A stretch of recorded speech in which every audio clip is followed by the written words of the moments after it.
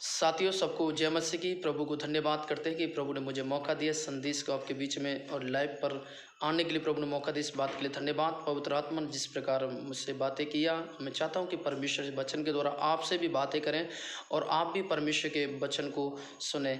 साथियों, जब परमेश्वर के वचन को सुनते हैं तो परमेश्वर हमसे अपने वचन से इस प्रकार बात करते हैं कि तू जब परमेश्वर के वचन को सुने तन और मन से सुने। और साथियों, जब हम परमेश्वर के वचन को तन से भी सुनते हैं, मन से भी सुनते हैं, तो भी हम इस दुनिया की तमाम वही गलती जो दुनिया के अंदर पाई जाती हैं, जो दुनिया के अंदर की जाती हैं, तब भी हम वही गलती कर बैठते हैं और तभी भी वही गलती बार बार दोहराते हैं और बार बार वही काम करते हैं जो परमेश्वर को पसंद नहीं है। साथियों, आइए एक वचन की तरफ मैं आपको लेकर चलना चाहूँगा ताकि आपको मालूम चले कि हम क्या बार बार गलती कर रहे हैं। साथियों, रोमियो 12 अध्याय के 17 आयत इस प्रकार लिखा है, बुराई का बदला बुराई से किसी को मत दो। कई बार साथियों आपने देखा होगा, हम बहुत कोशिश करते हैं प्रभु में कि हम ना बुराई करें, ना चुगली करें, ना किसी का ठट्टा उड़ाएं, ना किसी का मजाक करें। परंतु साथियों, मैं आज आपको बताना चाहता हूं, हमारे ज़िंदगी जीवन से ये सारी तमाम बुराइयां निकल पड़ती हैं और ये हो जाती है। हमारी जीव हम अपनी जीव को रोक नहीं पाते और ना इसको वश में कर पाते। साथियों, याकूब का पत्री कहती है कि अपने जीव को लगाव दे।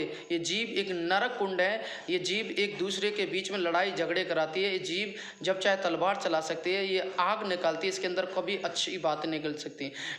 साथियों, इस बात को ध्यान रखना, एक कुएं के अंदर से दो प्रकार के पानी कभी नहीं निकलते, एक तो कड़वा, एक मीठा। इसी प्रकार हमारे जीवन से दो चीज़ें कभी नहीं निकलना चाहिए, दो बातें कभी नहीं निकलनी चाहिए, एक तो मीठी और कड़वी। परंतु लिख रहे हैं तो हमारे जीवन से सिर्फ मीठी बातें लिख रहे हैं ताकि उस परमेश्वर के वचन की बात निकले, ताकि लोग परमेश्वर विश्वास करें और तमाम उस कड़वी बातों को हमारे जीवन से दूर करना चाहिए। इसलिए रोमियो 12 अध्याय के 17 में परमेश्वर के दास कहते हैं, बुराई का बदला बुराई से किसी को मत दो। आज साथियों, दुनिया के अंदर तमाम बुराइयों में लगे हुए हैं और तमाम बुराइयों में हम एक दूसरे की बुराई करते हैं, एक दूसरे पड़ोसी की बुराई करते हैं और हम वो ऐसा है, ये ऐसा है, वो ऐसा है। क्या साथियों, आपको पता है कि आपकी बुराई आपके लिए खतरनाक होती है? क्या आपको पता है आपकी बुराई में आप खुद गिर जाते हैं? क्या आपको पता है कि आपकी बुराई के द्वारा खुद पराजित किए जाते हैं? क्या आपको पता है कि आप बुराई के द्वारा आपका परिवार पराजित किया जाता है? क्या आपको पता है आपकी बुराई आपको चारों तरफ घेर कर आपको बुरे गड्ढे में घेर देती है? क्या आपको पता है कि आपकी बुराई आपके लिए सर्वनाशक चीज़ बन सकती है और तमाम खतरनाक चीज़ बन सकती है आपके परिवार, आपके जीवन के लिए? क्या आपको पता है कि बुराई के द्वारा तमाम झगड़े उत्पन्न होते हैं? क्या आपको पता है बुराई परमेश्वर तक नहीं पहुंचने देती है, परमेश्वर वचन को नहीं समझने देती है और ना परमेश्वर की आत्मा को समझने देती है, ना पवित्र आत्मा समझने देती है और ना बुराई आपको परमेश्वर में लवलीन होने देगी। क्योंकि प्रभु का वचन कहता है, बुराई के बदले बुराई किसी से मत दो। सभी लोगों को आंखों में जो अच्छा हो उसी से करने की सोच से करें। मतलब हम अपनी आंखों से जो बुराई करते हैं और जो मन से बुराई करते हैं, परमेश्वर नहीं चाहता कि हम बुराई करें साथियों, और परमेश्वर नहीं चाहता कि हम बुराई करके ज़िंदगी जिए। यदि हम मसीह हैं तो मसीह नहीं चाहता कि हम बुराई करें।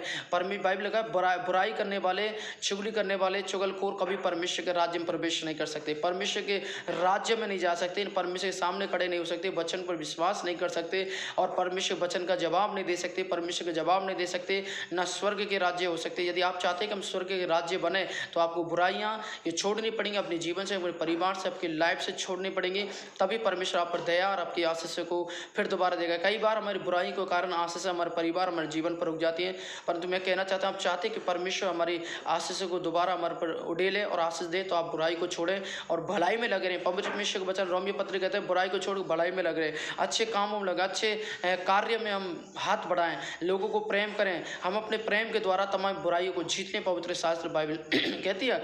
और साथियों, रोमियो जब हम यहाँ पर देखते हैं, परमेश्वर के दास कहते हैं कि हम बुराई को छोड़कर भलाई में रहें और हम बुराई को छोड़ दें, अच्छे कामों में करें साथियों, क्योंकि परमेश्वर नहीं चाहता।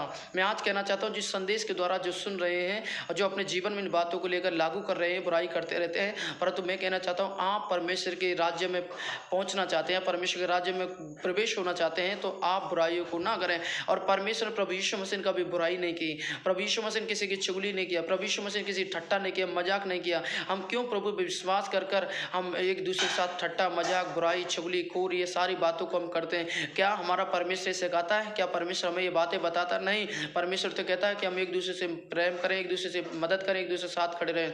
आप चाहते हैं कि प्रभु की आशीष आपके दोबारा आपके ऊपर हो, तो आप बुराई को छोड़ें और परमेश्वर की भलाई के लिए लोगों के अंदर काम को करना चालू करें। प्रभु ने वचनों से आपको आशीष दे, प्रभु बहुत ऐसे आशीष दे। गॉड